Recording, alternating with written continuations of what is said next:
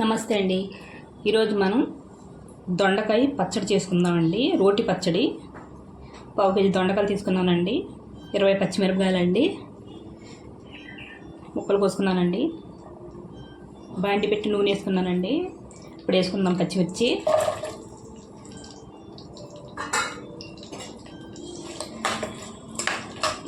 దొండకాయ కూర తినలేని వాళ్ళు పచ్చడి తినొచ్చండి, చాలా టేస్టీగా ఉంటుంది. ఇలా చేసుకుని చాలా మంచిదండి దొండకాయలు ఆరోగ్యానికి. వేపుకుందామండి బాగానే, ఇవి ఎర్రగా అయ్యేలాగా. చూడండి పచ్చిమిరపకాయలు వేగిపోయినాయండి. ఇలా వేగాలండి పచ్చిమిరపకాయలు. జీలకర్ర వేసుకుందామండి, 2 టీ స్పూన్లు అండి. కొద్దిగా వేగనిద్దామండి.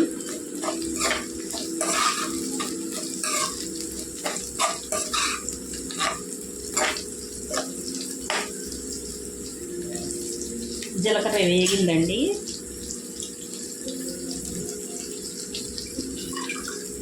కరివేపాకు వేసుకుందామండి. చూడండి కడిగి వేసుకుంటున్నానండి. కరివేపాకు వేసుకుంటే చాలా టేస్టీగా ఉంటుందండి.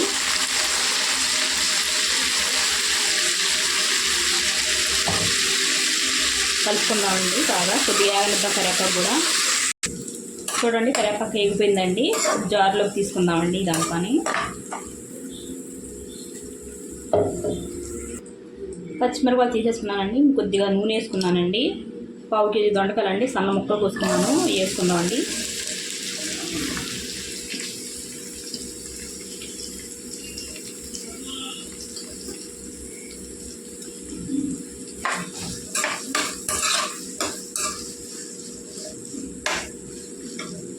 కొద్దిగా ఉప్పు వేసుకుందామండి, తొందరగా మగ్గుతాయండి ముక్కలు.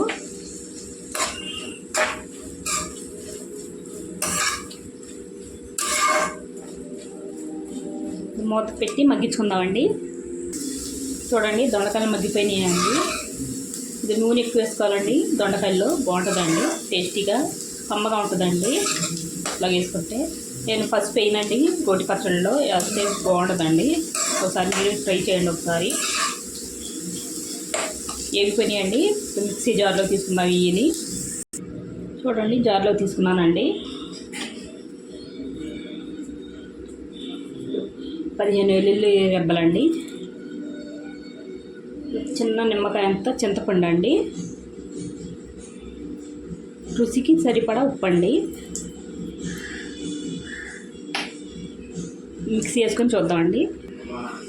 చూడండి మనం కరివేపాకు వేసుకున్నాం కదండి, దాని గురించి కొద్దిగా గ్రీన్గా ఉందండి. కమ్మగా చాలా టేస్టీగా ఉంటుందండి. ఒకసారి మీరు ట్రై చేయండి. నచ్చితే లైక్, షేర్, సబ్స్క్రైబ్ చేసుకోండి.